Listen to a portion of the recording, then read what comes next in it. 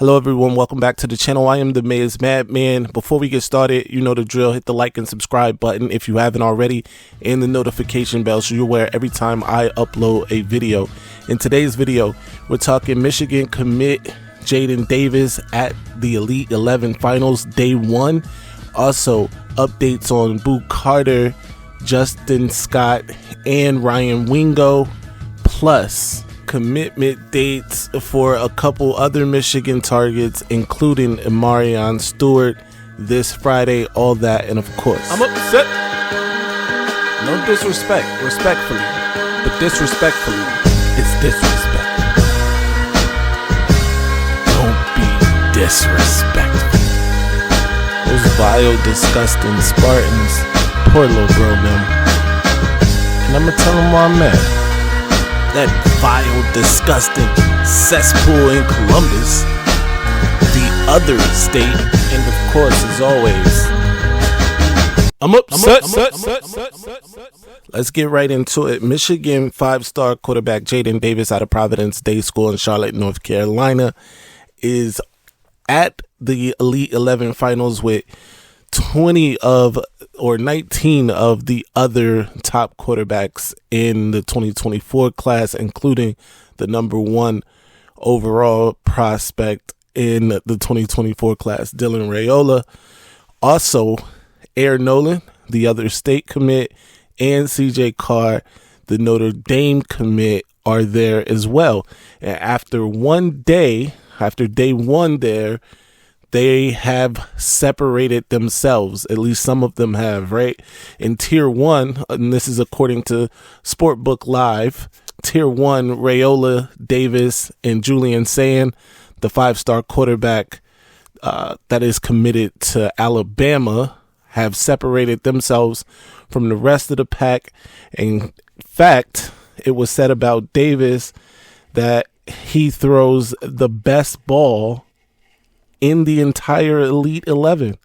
That is not hyperbole.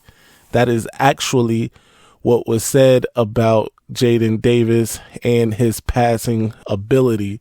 Connor Morissette, who was live at the Elite 11 Finals, had this to say about Davis and his ability to throw the ball. Out of 20 finalists, Davis throws the ball best. He has excellent mechanics and exclusively throws tight spirals. He's a player you want to watch throw more and more, even against air. So, Jadyn Davis on a reclamation project to get that 5th star back in the composite rankings, because people have lost their minds and downgraded him to 4 stars in Rivals. And of course, On 3 is like on a whole campaign to downgrade Jadyn Davis, but that's neither here nor there, because they also released an article on day 1 of the Elite 11 Finals where they barely made mention of Davis. In fact, their day 1 MVP was Ethan Gruckmeyer, the 3-star quarterback and Penn State commit out of Ohio. So obviously On 3 is out of their minds on this right here, but I'll keep you posted as more information becomes available. Day 2 tomorrow. We'll see what happens. As we move along, Michigan got some very, very encouraging news as Bryce West, the cornerback out of Glenville in Ohio, canceled his official visit to USC, has basically said that his recruitment now has come down to the other state in Michigan, a good old-fashioned the game battle, if you will, for his signature on signing day. He also raved about his official visit to Michigan, saying, "I love the visit.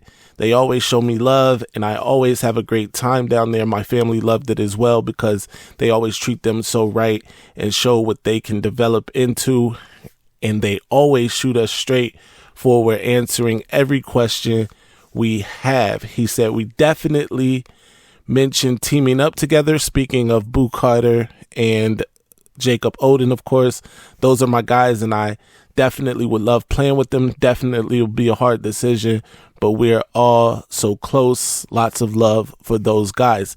He even went on to say that it is a 50-50 proposition right now between Michigan and the other state. Of course, he still has an official visit to that vile, disgusting cesspool in Columbus.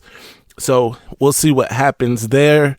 But very encouraging news for Michigan on that front. Speaking of DBs that visited this weekend, Boo Carter was another who, according to some Michigan insiders, they really thought he was leaning blue after this past weekend. However, not to say that he isn't, but he did make his way to the campus of Tennessee today, or yesterday rather, and is on his official there. So they will get the last crack at him before he makes his decision, I believe, Saturday. So I'll keep you posted on that as well. Of course, he, Odin, and West looked like they were having the time of their lives on that visit. Hopefully he keeps that in mind when decision time comes. But who are we to make these decisions for them? Anyway, I'll keep you posted, like I said, with more information as it becomes available. Speaking of official visits, keeping it on that note, Justin Scott, the 5-star defensive lineman from St. Ignatius in Illinois, was on campus this past weekend, and he also had high praise for Michigan. In fact, there are some that thought coming out of the weekend that Michigan was the co-favorite along with Georgia for his signature on signing day. Coming out of that visit, he still has official visits to Miami and the other state though, so we'll keep you posted as more information becomes available on that front as well. But it would be massive for Michigan to land Mr. Scott, of course, and it would send shockwaves through the Midwest, first of all, as he was considered a Notre Dame lock at one point. Obviously, he's going to have an official to the other state. So for Michigan to win battles against both of those schools for a 5-star and one of the most coveted recruits in this portion of the country, that would be amazing. So keep it locked right here for updates on that as well. And another 5-star, Ryan Wingo, also was on tap for an official visit, and he also had great things to say about his visit to Ann Arbor. He does have an official this weekend, I believe, to Missouri. I think also in the mix for him are Georgia. I think that may be it. I think it's Georgia really that has his interest peaked the most. He also at one point last year at least was considering Notre Dame and was very high on Notre Dame. That sentiment has obviously faded. I don't know. It could be the losses to Marshall and Stanford. I'm not here to prognosticate on that, but I'm pretty sure that those types of losses don't help your case when you're trying to land a 5-star wide receiver. But, what do I know? I digress. Anyway, in addition to those updates, Michigan also picked up crystal balls for Jordan Shipp, who will actually be back on campus for an unofficial visit when his quarterback, Jadyn Davis, and his teammate and fellow wide receiver, Channing Goodwin, come for their official visits this weekend. So I expect maybe I'll go ahead and say it, commit watch for Jordan Shipp this weekend as he visits again unofficially to get a better feel for the coaches and all of that. Or maybe it's just an opportunity to commit right in front of the coaches. Who knows? But commit watch for Jordan Shipp.